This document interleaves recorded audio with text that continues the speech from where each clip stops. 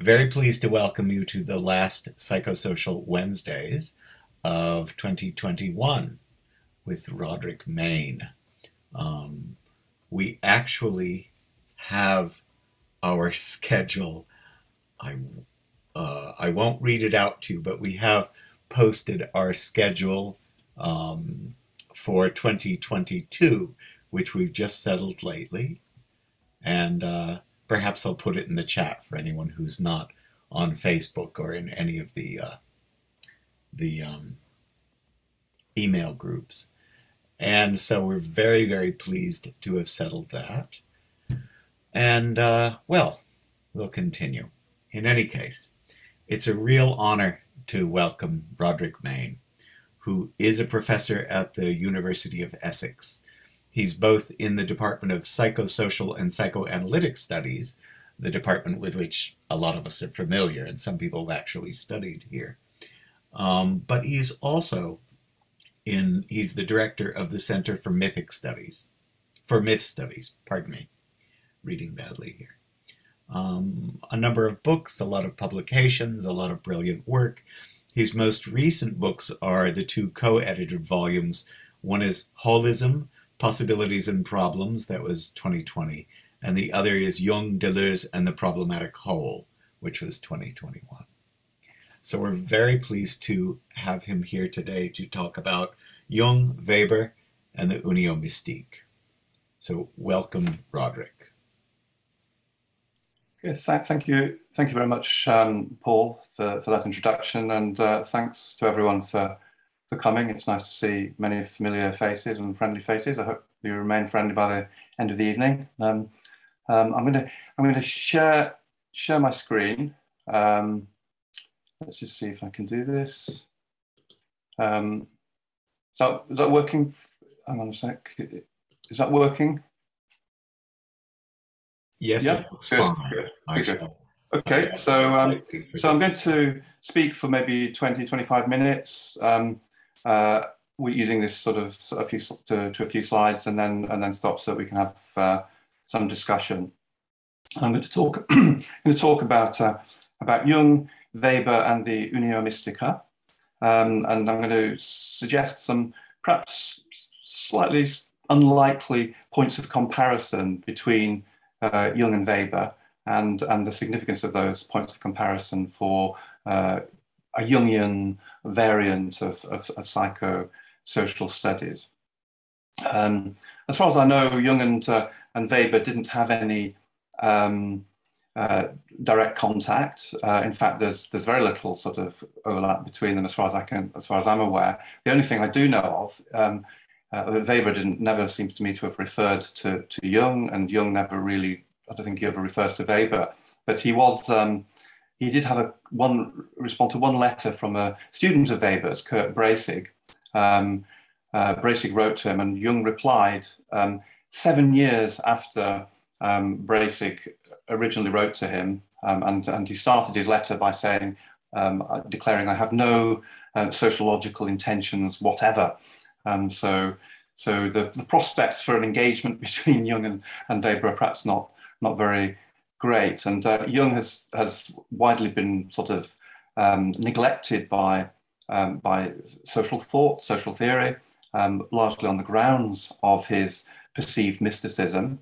And Weber has generally been perceived as being, or fitting this expression that he uttered, and that was made well known, I think, mainly through Marianne Weber's biography, that he was religiously unmusical, and he has this you know, his own sort of stoical acquiescence in the condition of disenchantment, that sort of casts him as somebody whom you would not expect to be engaged in or interested specifically in mysticism. But I'm going to suggest otherwise, and that there's a trajectory within Weber's work that points towards a place where Jung, in his thought, more or less ended up. That is, that one can escape disenchantment through the experience of unio mystica.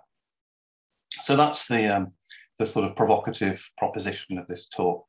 I'll start by by saying something about disenchantment. I think it's an interesting topic through which to look at Jungian social studies, actually, because obviously it's a concept that emerges within sociology, and yet it sort of engages with issues that are very important for Jung, the tension between science and religion, the relationship between the social and the individual, and right at the set part of the problem, I suppose, is this idea with the word enchantment. There is this concept of magic.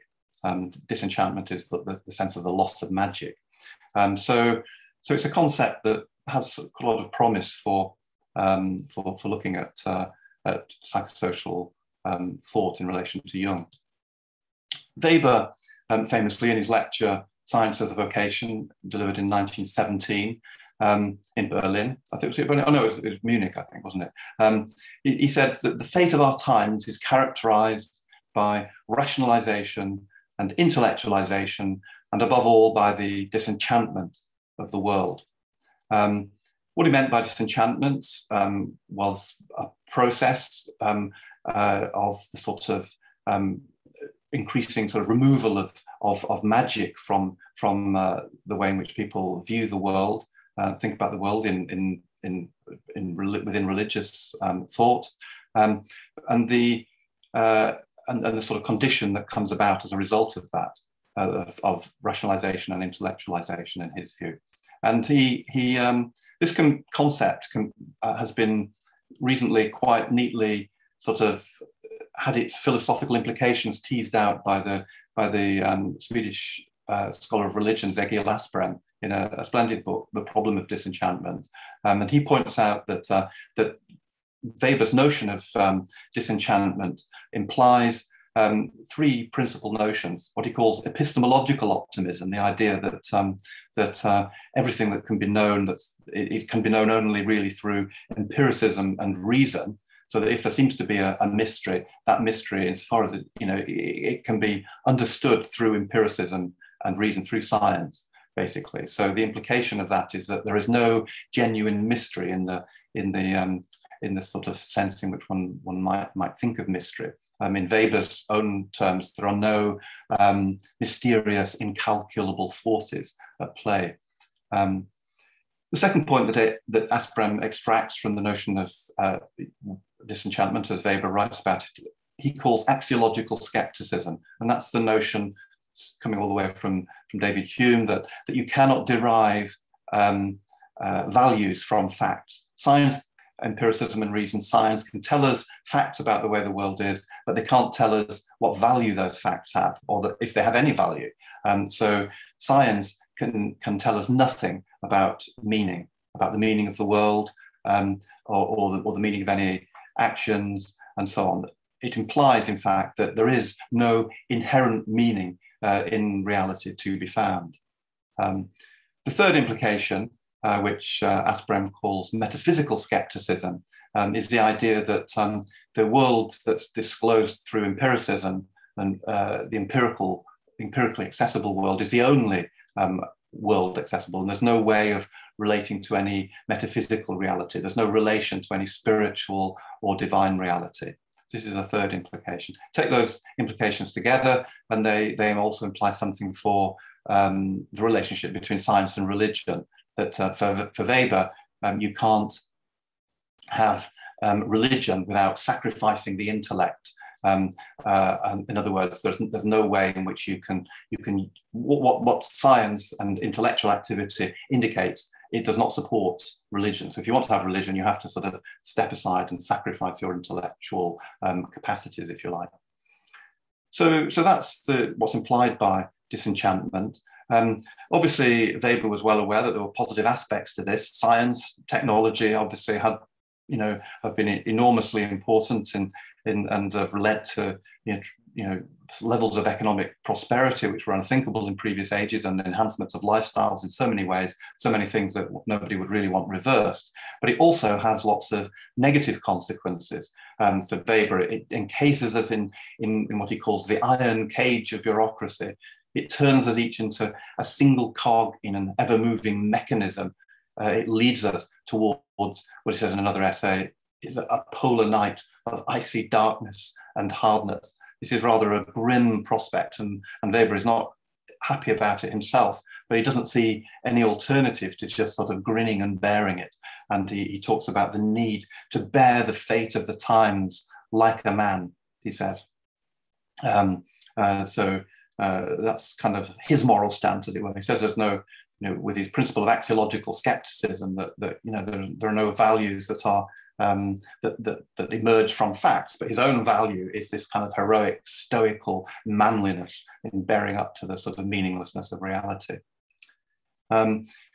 So that's sort of disenchantment, and let's turn to Jung and look at what he has to say, or implicitly has to say, about disenchantment. He never uses the word disenchantment or Entzauberung, the German term, but he does talk about the despiritualization of the world, and he refers to the world as being desacralized, and he means fundamentally the same thing. And he experienced this both personally, in the sense of his own experience of the loss of soul, in some of his patients, like the patient who had the experience with the scarab, the synchronicity with the scarab beetle, who was hyper rational, and this was kind of alienating her from life. Maggie Reichstein, and another patient, the one that he discusses, whose mandala experience he discusses in Psychology and Alchemy, Wolfgang Pauli. These were typical patients, highly rational, cut off from other dimensions of their experience, very much sort of disenchanted figures. He also, obviously, with these phrases, despiritualization of the world being desacralized, saw disenchantment pervasive in the culture. His response was basically to develop, over the course of his career, the concept of individuation. And you can see traces of this as early as the Vinge lectures and in the Red Book. For Jung, individuation means becoming whole, becoming oneself, and so on. The concept intrinsically does the very opposite of what disenchantment is asserting. It, rather than sort of negating mystery, it affirms mystery. It affirms an ineradicable unconsciousness, unknownness, something that is sort of baffling to rational and defeats rational attempts to comprehend it.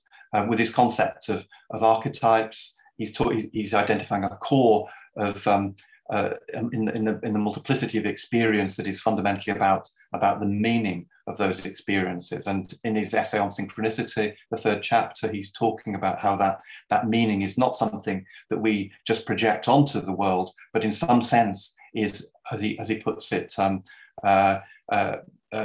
self-subsistent, objective, a priori, transcendent. It's in some sense is a feature of reality, the opposite of the disenchanted view. And of course, with his way of understanding symbols, myth, and his psychology of religion generally, he is reaching for ways of understanding a relationship to something which goes beyond the empirical world, or implies something beyond the empirical world, a spiritual or divine reality.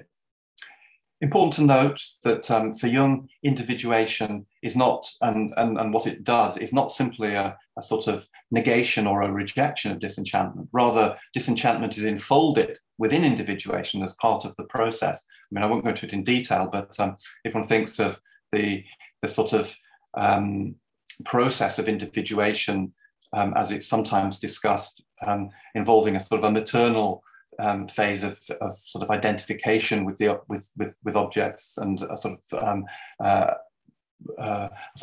state of non-differentiation. This would be, if you like, an enchanted state.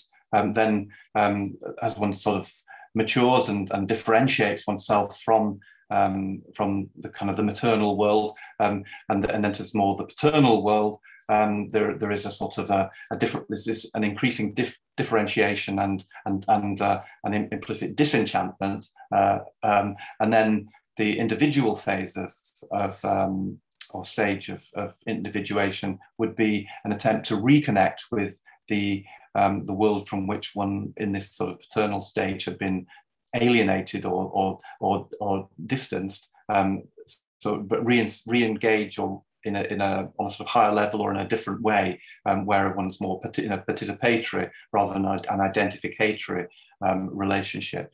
And that would be a sort of a re-enchanted stage. So I see individuation as enfolding a sort of almost a recursive process of different stages of enchantment, disenchantment, and re-enchantment. It's not just purely a rejection of disenchantment. Disenchantment gets enfolded into a larger process, which includes a re-enchanting moment.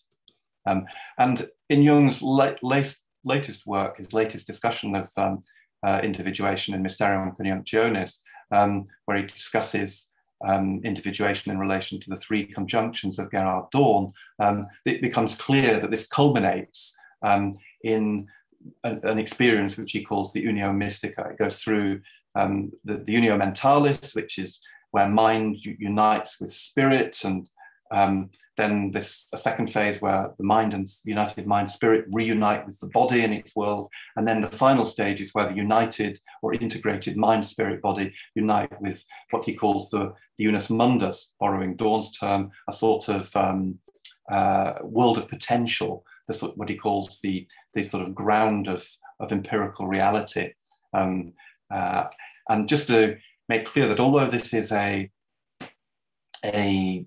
sort of culminating phase, it's by no means a static state or a fixed state in any sense. It's a world of potential. It's fundamentally creative and destabilizing sort of energy that I think that he's envisaging with this idea of the unus mundus.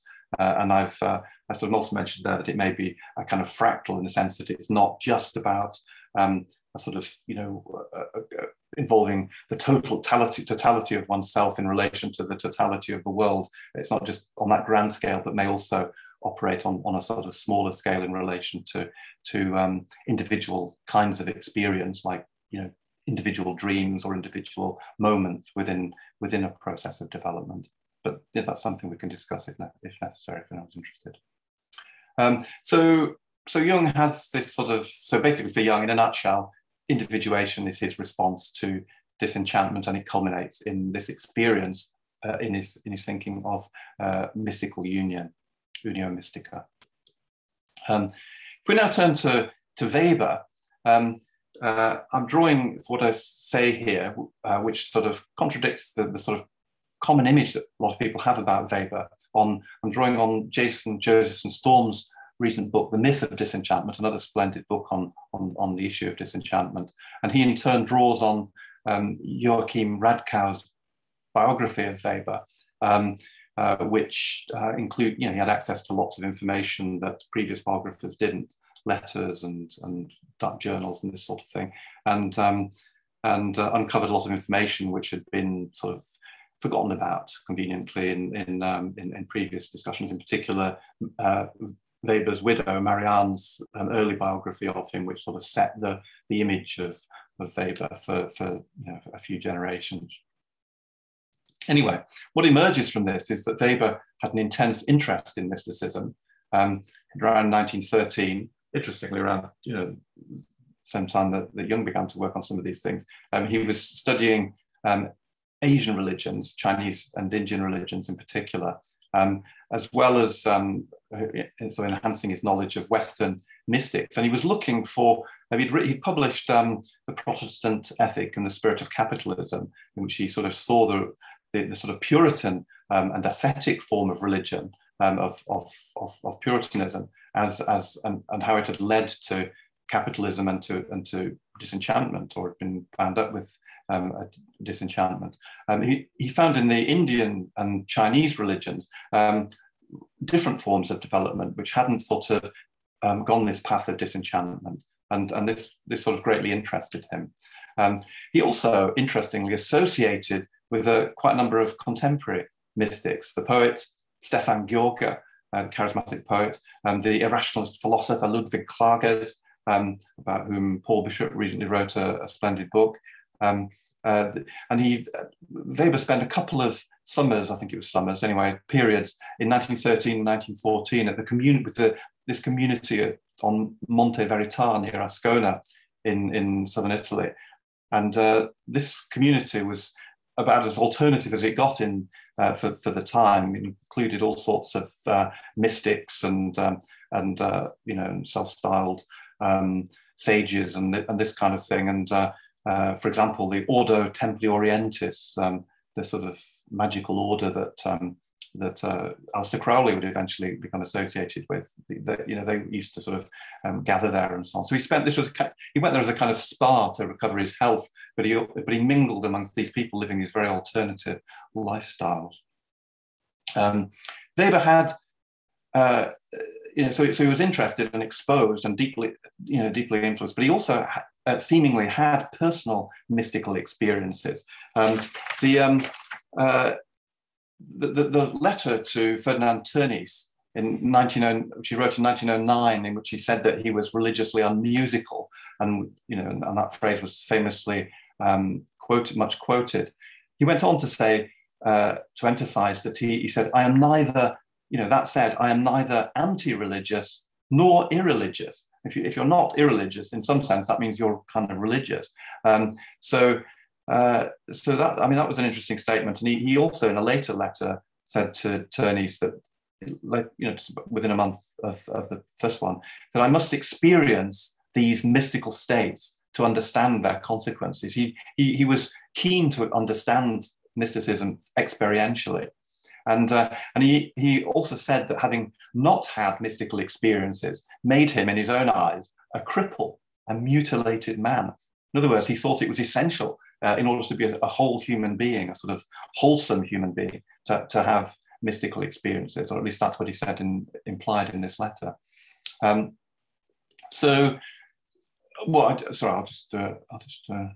just go back actually on that one, because there's one more thing I want to say, is that Weber's nephew, Edward Baumgarten, reports a discussion between Weber and his wife, which Weber's wife did not mention in her biography. And Weber said to his wife, tell me, can you imagine yourself as a mystic? And Marianne Weber said, that is certainly the last thing I could imagine of myself. Can you imagine it of yourself then? To which Weber replied, it might be that I am one. And Radkow, the author of the biography that I'm drawing on, says that Weber's famous kind of sort of impatient and castigation of false mysticism and so on only really makes sense if he knew the real thing. He's castigating false mystics because he knows what it means to be a real mystic, and he valued it.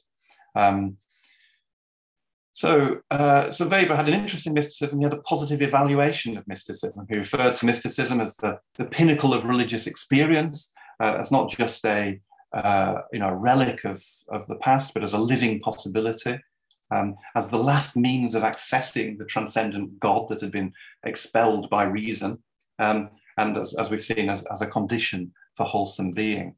According to sort of Joseph Storm's kind of analysis of these hints, mysticism was understood by Weber as a counterweight to rationalization. He aligned mysticism with charisma, which interestingly for Weber is effectively a term that means magic. So when he's talking about charismatic individuals, he's talking about magical individuals. It's worth bearing in mind. And what he called authentic prophecy.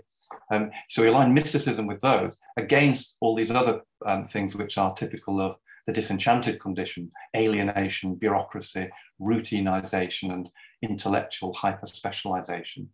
And he also thought that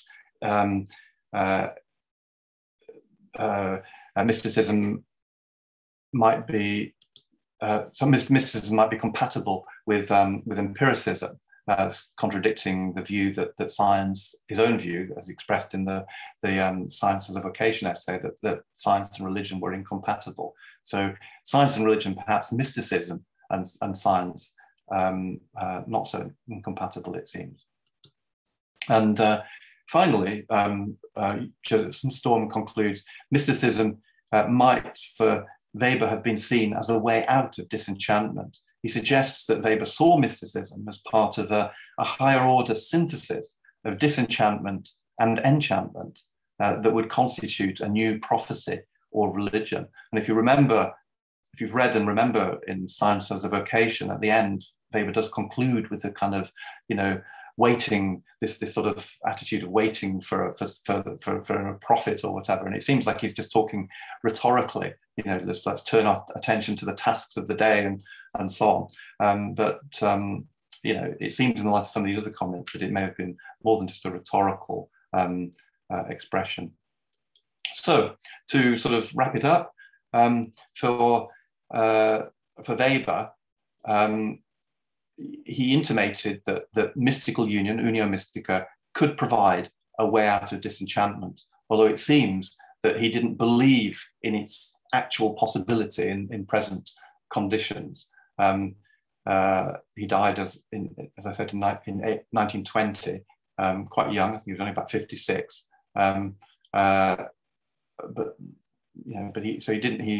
He saw mystical union as a way out of disenchantment, but he didn't believe it could really happen. Jung's process of individuation, which got going pretty much at the same time as Weber was giving his Science as a Vocation lecture. Jung was just finishing off the Red Book at that point in 1917, or finishing off writing the third part of it. And in the 1920s, early, just after Weber died, he was working on developing his notion of individuation. This seems to provide exactly what Weber envisaged, a way out of disenchantment, a way of rediscovering his soul, in Jung's language, that is grounded ultimately in mysticism, in an experience of union, of moving towards an experience of wholeness and ultimately of union.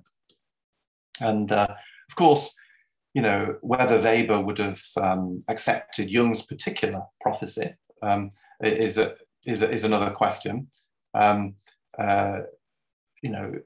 He was skeptical about a lot of the prophecies that were around at the time, and it's also questionable whether how durable Jung's insights about individuation are. I mean, Jung, as a sort of charismatic individual, may have himself experienced a form of unio mystica that may have grounded his thoughts and his experience. And particularly, one can see the possibility of this in his 1944 mystical visions that accompanied his near-death experience following his heart attack. But it's questionable how far individuation, as it has now been routinized into the practice of analytical psychology, remains actually grounded in such experiences as Weber's notion of routinization suggests. The original sort of charismatic connection to some sort of insight often gets lost as that insight becomes routinized and systematized subsequently by people trying to reclaim it or re-experience it in a more sort of processual and systematic way. Nevertheless, despite these sort of qualifications, there are some possibilities for supporting a kind of Jungian psychosocial studies based on this re-envisaging of Weber, because it suggests that contrary to what's often supposed, Jung's work, even in its most sort of mystical trajectory, is actually following a trajectory that was also being followed to some extent by one of the sort of core figures in the development of the Western sociological tradition.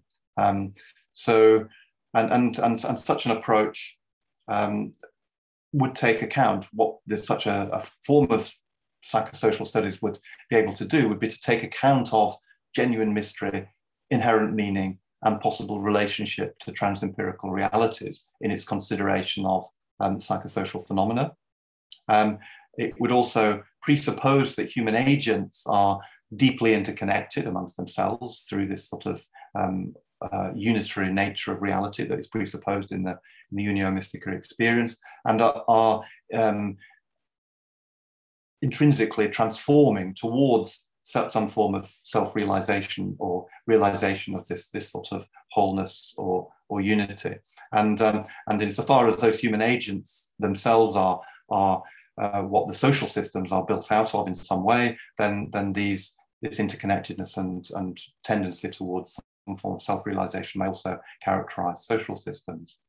So it's a different way, it introduces a different dimension or element into psychosocial studies, maybe a form, as I mentioned in the title here, of enchanted psychosocial studies. But of course, there are qualifications again in the sense that, that such an approach presupposes a very different kind of worldview than the one that most people would consciously subscribe to in social sciences nowadays. It would presuppose a non-materialistic metaphysics, a non-mechanistic epistemology, and a non-reductive methodology. So although it's all a very exciting prospect, perhaps one wouldn't be surprised to encounter a lot of resistance if one tried to propose such a thing in certain circles. Anyway, that's all I've got to say. Well, all I've got to say in this moment. So I'll come out with the share, and I look forward to some questions and discussion. Thank you. Thank you very much, Roderick. I am thinking, perhaps because a lot of my Weber reading was a couple of decades ago, but I have a postgraduate doing it now, working on Weber now in terms of his ideas around music, and she's working on John Cage. And and she's trying to be very precise about it, and it's a bit of a struggle. There is that sense in reading, and I'm also, by the way, partnered with someone from our philosophy department who's much more specific about Weber's critique of economics and social life. Mm-hmm. And there is a different tone in some of these things in Weber. Pardon me, see how I'm drifting off into another name. Weber. When he speculates about music, for a musician, it's absolutely magical. It's extraordinary.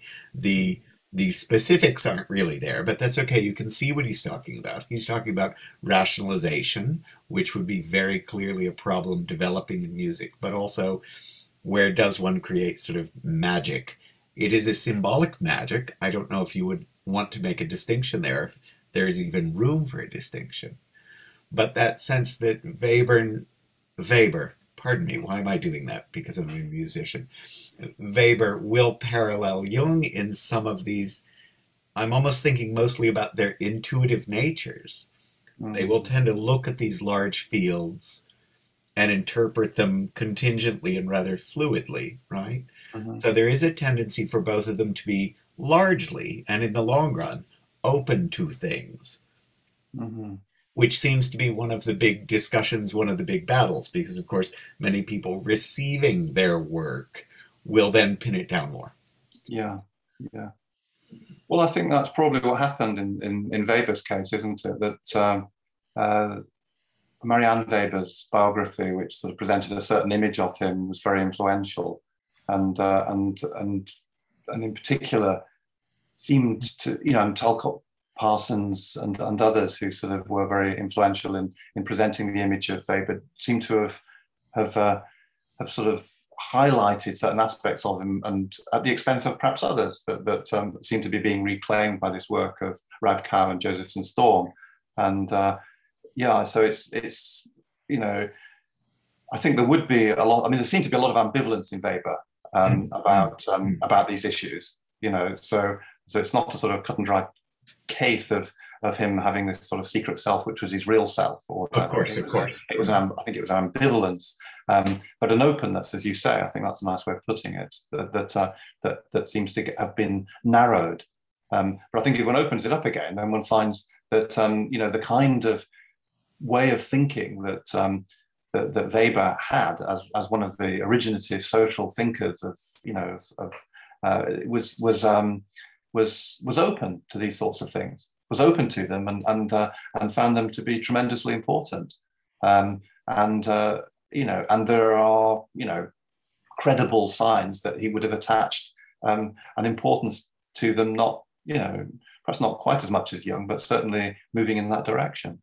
I guess I'm even seeing it in the language, because disenchantment to me does not sound as hard-edged as, for instance, some of the things Aspram was interpreting. Doesn't sound as hard-edged. Yeah, disenchantment might not necessarily mean entire. I see. Yeah, yeah, Right. yeah. Well, I mean, That's I just mean, and yeah, I mean, I sort of perhaps oversimplified Asprem's account. I mean, he's very aware that that disenchantment, even where was a kind of in Weber's own language, it was a sort of an ideal, typical concept. Nobody was actually totally disenchanted, probably. There are vestiges and forms of enchantment remaining even in the people who were the sort of advocates of a sort of disenchanting narrative. And this is one of the things that the other author that I used, Josephson Storm, in his book, The Myth of Disenchantment, he goes through all the founding, not all, a significant number of the founding figures of modern social science, and shows that that in fact they were all deeply fascinated by magic. He talks about Carnap and Fraser and Tyler and Freud, of course, and even and others. So Weber being one of them. Himself. Yeah. Here's a question from Bernhard. Towards the end of the Great War, Weber published his talk Entzauberung der Welt, the enchantment of the world. Jung came up with synchronicity in physics with quantum theory.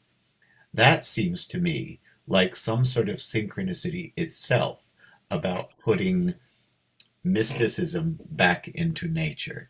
Do I fantasize here? Nothing wrong with fantasizing. If you're kind of coming up with interesting ideas. I mean, whether it's a synchronicity or whether we want to cast it in that light or not. I mean, it's certainly the case that that's at the point at which Weber was writing about the disenchantment of the world, 1917, and then published in 1919, just after the war. I mean, this is when, as you say, this is when the quantum theory was being formulated. Jung was beginning to think about synchronicity. I mean, he'd had earlier experiences which were synchronistic, and arguably he was thinking about it not in those terms earlier than that. But certainly, both of those cultural developments were part of a sort of a cultural milieu that was responding to to the condition that Weber was trying to describe with his concept.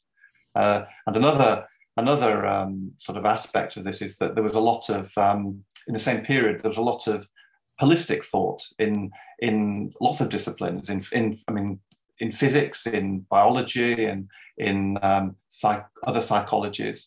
And in social thought, and even in maybe a bit later, but in anthropology as well, there was a lot of holistic thought, which was in many ways another way of sort of responding to the sort of perceived mechanization that was following on from a disenchanted perspective. And there's a fine book by Anne Harrington, which you might know, called Re-Enchanted Science, about science in this period. So yeah, I think that's whether it or not it's synchronicity or just the way however one frames the what's going on culturally. But this, I think, both what Weber was talking about and responses to it were very much part of the sort of cultural mix at that time. In fact, Weber sort of was characterizing the times as disenchanted, but that was partly he was prompted to do so partly because he was experiencing so much enchantment on his trips up, to Monte Veritar and so on. He was very aware of people reacting against disenchantment. So this may have influenced him to write about this, actually. There are ways that I hope this isn't too much of a disruptive idea. There are ways that a lot of enchantment will show up later with fascism, which will have that split off mad quality of something that should have been taken care of and was thrown away.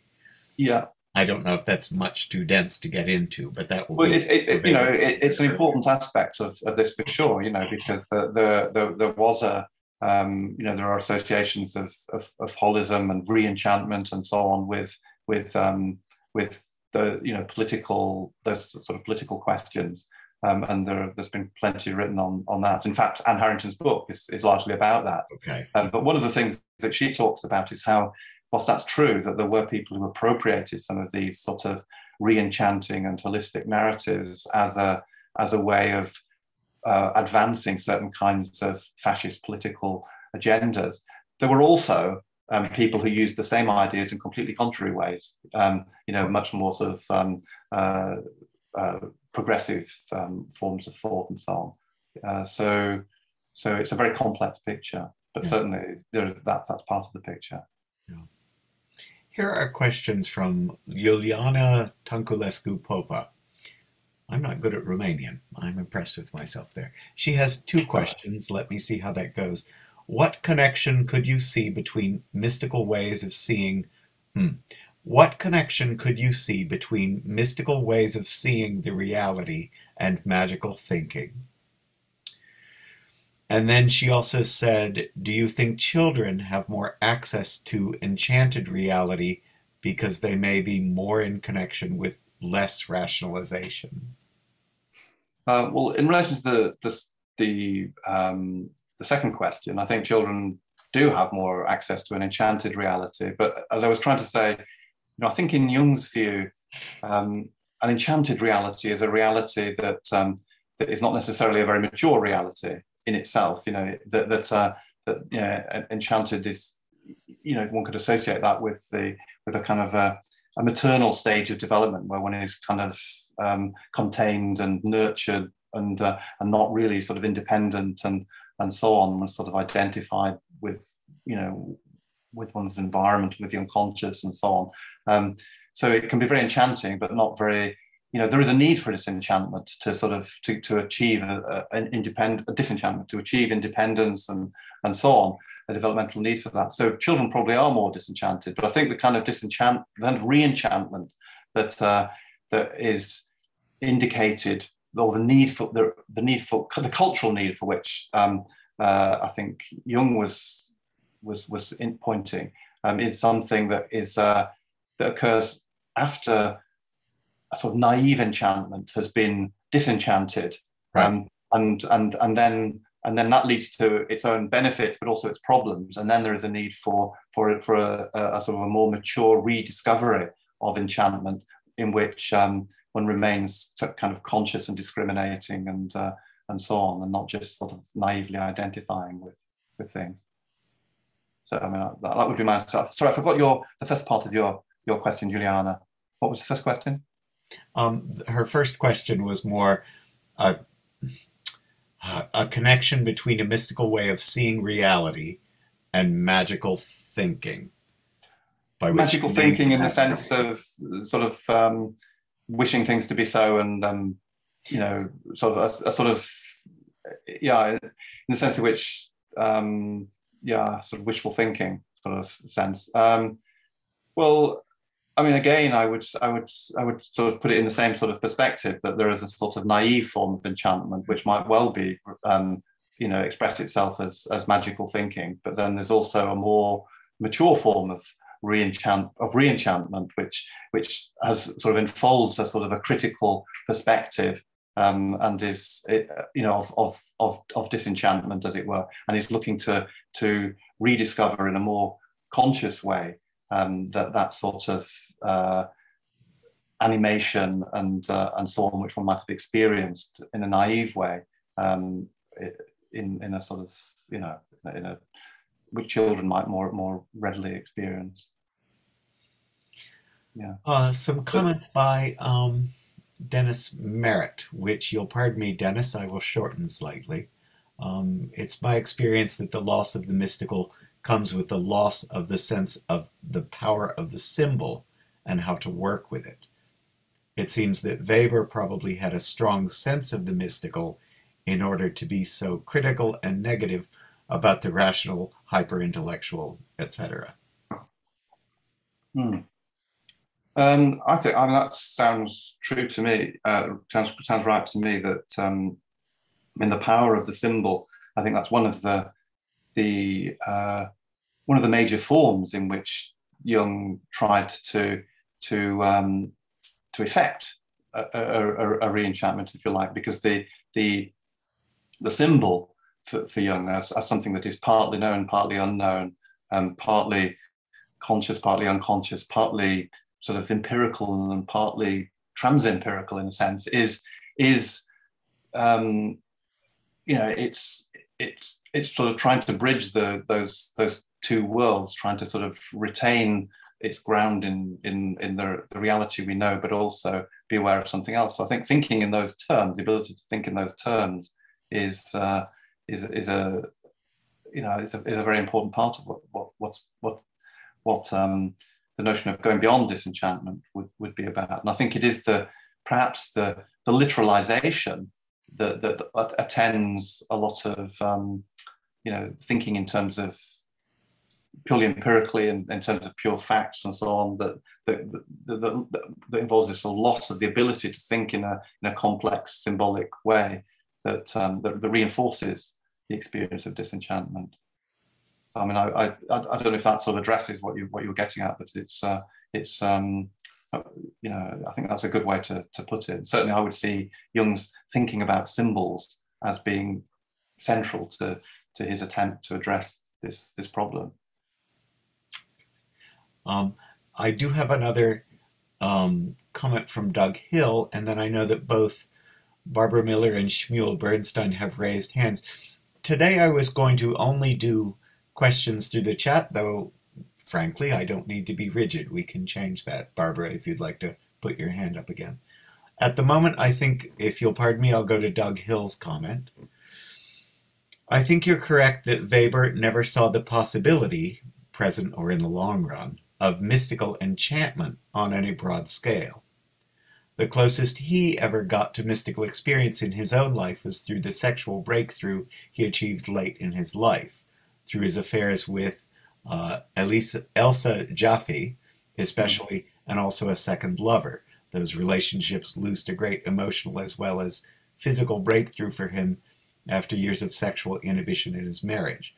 Where that might have led him had he lived longer, we'll never know. Of course, that raises questions about where the meaning comes from and where it goes, but what would you think of that? I think that's very interesting. Yeah, I mean, that's another, I mean, I imagine you've read Radkow's biography. I mean, he goes into all of that a lot, and it seems to be quite linked, in fact, to his thinking about mysticism. And in a sense, I didn't talk about that, but it's another way in which he thought one could kind of escape disenchantment, was that he almost expresses the idea that maybe I sort of misunderstand something I read, but almost like through this kind of affair he had with Elsa Jaffe, that this was one part of his way of rediscovering a kind of more in mystical or enchanted kind of sort of approach to reality. So yeah, I think he did think that was very important. And of course, the two things are not unrelated, because I mean the unio mystica. I mean, if one looks at Jung's version of unio mystica, it comes at the culmination of this work on the Mysterium Coniunctionis, which is about the union of opposites, and sexuality is really central, seems to be central to that. I mean, it's whether it's not in a purely symbolic form. One thinks also of Jung's own experience in his mystical visions of what he called the Mysterium Coniunctionis. I mean, he visualized it in the form of marriages, sort of consummation of marriages. The marriage of Tiferet and Malkut, he said in one of the visions, or of the Rabbi Simon Ben Yochai's wedding in the afterlife, or of the marriage of the Lamb in the church, or the marriage or the lovemaking of Zeus and Hera on Mount Hera. There's very, very sexual imagery at the core of Jung's own visions of mystical union, and and he commented that he felt that he, rather than Freud, had actually fully understood the significance of sexuality. So I don't know quite how far one could take this and apply it to Weber, but it's certainly an interesting thing to look at. So I mean, I think that is very important, actually. Yeah, thank you. By the way, here's a big, rather embattling question from Stephano. Sociology after Weber, but perhaps also already with Comte and Durkheim, distanced itself from enchantment and everything that has to do with mysticism and the soul. Why? Why? Yeah, good question, Stephano. I mean, it might be, spirit of the times to a certain extent, the attempt to gain. In particular, you mentioned Comte and Durkheim, both of whom I think were aiming at sort of getting sociology recognized more as a science than Weber was a kind of more interpretative sociologist, wasn't he? And but they were much more aiming to get it accepted as a sort of an empirical science and so on. And I think sociology has taken that route, actually, more predominantly, or did for a long period. Of course, there are always exceptions. I think, the Methodenstreit from the 50s and 60s. You may or may not know this. This was Popper versus Adorno. Yeah. Which will be a later version of sort of the same thing, right? Yeah. Interesting. Yeah. And pardon me, Barbara had her hand up a while ago, then she put it down. Would you like to lower it or raise it? No, that's a no. Let me allow Shmuel to, if I can do so, ask to unmute. Let someone ask a question live, if I can do that. All right, here we go. Hi. Thank you. Oh, good. It worked. So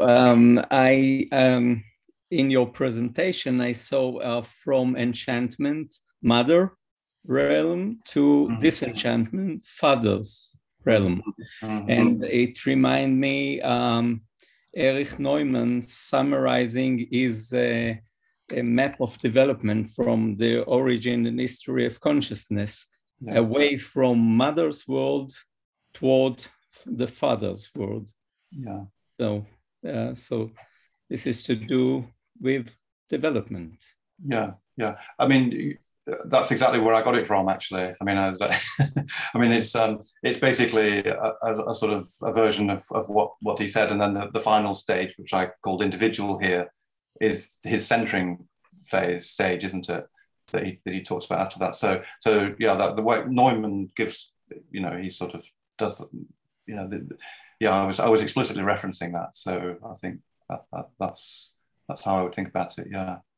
So it is a kind of developmental. I mean, there's a risk of it being overly schematic, of course, but it's just a broad way of characterizing it to help to sort of see it more developmentally and see there being a relationship between enchantment, disenchantment, and re-enchantment, because I think there's a lot of criticism of re-enchantment is really a criticism of a reversion to naive enchantment, which is rightly criticized, in a sense. You don't want to abandon the power of reason and criticality and so on in order to sort of go and wallow in a sort of fusion with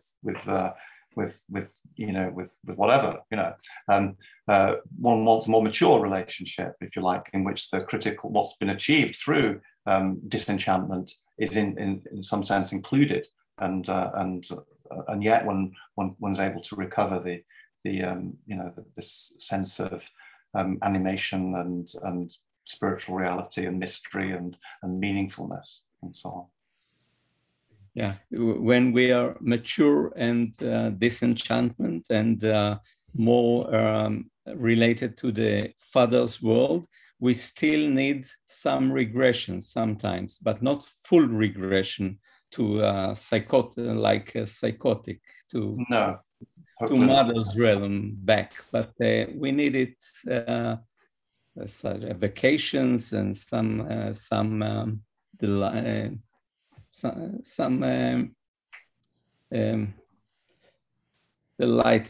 in many certain times, not every day, not all the time, of course. Yeah. Okay, thank you. Yeah. So this is the re-enchantment, maybe. The re-enchantment. Thank you. Okay, thank you. Very interesting. By the way, I'm thinking of some science fiction versions of this where people have images that may be disturbingly overlapping or productively overlapping of an enchantment that then collapses to something impossibly primitive. A question from Leslie Gardner. This suggests I've always got Deleuze and Guattari in the back of my head, and I think of this, but Leslie said, can you expand on the missing attention to embodiment/materiality? How could Weber miss this out? Or does he really? Well, does he? Yeah. I mean, that's, Doug's point about his sort of relationship with Elsa Yaffe, I think, did eventually become quite embodied, I think. I think Weber, that was part of the problem. I mean, the disenchantment was this sort of dissociation from, this sort of hyper-rationality, was a sort of becoming dissociated from nature, if you like, and from materiality, in the sense of being almost sort of in this sort of mental world. But the movement of re-enchantment is precisely a sort of an attempt to recover the relationship to the body and its world, and that, I think, is expressed in Jung's use of the conjunctions of dawn when he's characterizing individuation in his late work, Mysterium Coniunctionis, because he says of the first of the conjunctions, I don't really have time to go into the details of this, but the first of the dawn's conjunctions, the mental union, sounds very like disenchantment. It's about the spirit, the spirit uniting with the soul to free the soul from its entrammelment with the passions and the sort of murkiness of the body, the sort of unconscious fusion of them in the state which in Dawn calls the unio naturalis, the natural union. So there is this sort of work of the spirit freeing the soul from the body, which creates this sort of, is a tremendous spiritual achievement, and Jung equates it with the spiritual achievement of Christianity. But he says that this is the problem that the alchemists inherited, was in doing that, in sort of freeing the soul from the world of materiality in that kind of way. You actually leave the body and the material world, the body's world, effectively dead, because you've deanimated it. And the alchemist's problem was, how do you reanimate the world? How do you get the soul back into the world? And that was the mysterious second conjunction, which is really the point at which the re-enchantment takes place, I think, in the individuation, in that way of framing it. It's interesting, if one reads the final chapter of Mysterium Coniunctionis called The Conjunction, it's very difficult to read, it's a bit confusing, but I think one can kind of tease out some of these thoughts in that. I don't know if that answers your question, Leslie, but there we go. Thank you. One last comment from Dennis, except I'm afraid, Dennis, I want to frame it a bit because I have my own opinion on this. Dennis says, Jungians run into difficulty with enchantment in dealing with New Age fluff and the absence of any critical thinking. Now, Dennis, I often have strong opinions about this myself, but I did live in California for 20 years. So here's an interesting question. How do we know from outside whether that's what's happening? This is almost a difference between, as it were, first order and second order mysticism, right? Because because people speak, people work, right? And many people who will publish or write in Jungian circles may say things that seem fairly simplistic, but maybe they just haven't said it particularly well. What if they understand at a different level? How would you see that, or could you? Yeah, well, I'm not sure. I think maybe, it's one of these things where maybe you just need an experienced eye to be able to discriminate. I mean, I think there's a lot of Jungian criticism of New Age things, so-called New Age things, which is really, Freud's narcissism of small differences, actually. And a lot of targeting things that are sort of, are weak when rather than focusing on the things that are strong in so-called New Age thought. So I wouldn't myself sort of automatically denigrate a lot of that thought. I think there's lots of interesting things going on in things that get bracketed in that concept. And there's weak versions of thought in everywhere, in traditional religions, in Jungian thought, so basically I think it's about discriminating and seeing, how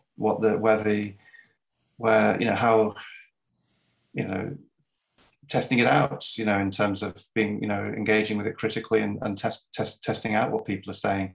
I think, that may be partly what's going on with Weber. I mean, he saw lots of very superficial stuff, people who were not very, probably not very authentic, or were superficial, even if they had their own level of integrity, but were quite superficial. And he was quite unimpressed and quite negative and dismissive of a lot of that sort of thing. But it seems that there were also things, and maybe he glimpsed some of this in more, in a figure like the poet Stefan George, by whom he did seem to have been quite impressed, actually, by his charismatic personality. He saw things, and it perhaps made him really wonder whether there wasn't another way of being than just sort of living the disenchanted, stoical, manly, sort of sour-faced life. So I don't know, discrimination. So let's not abandon the disenchantment entirely, but keep it available at least for discriminating between among different kinds of re-enchantment. Wonderful. I'll cheat and give you a line of Stefan George to end. Ich fühle Luft von anderen Planeten. It's one of the lines that Schoenberg uses in the text setting in the second string quartet. I feel an air from other planets. So thank you very much for a beautiful talk. Thank you everyone for listening and contributing, and have a good holiday. Please watch for our list of presenters next year, and thank you so much for spending time with us in 2021. Thank you, Roderick. Okay. Thank you, everyone. Yeah, thank you, Paul. Thank you. We will be back on the 15th of January with Verena. Yes, with Verena Kast. I will certainly announce her. And then we do have our list that we will post elsewhere. So thank you, everyone. Good night.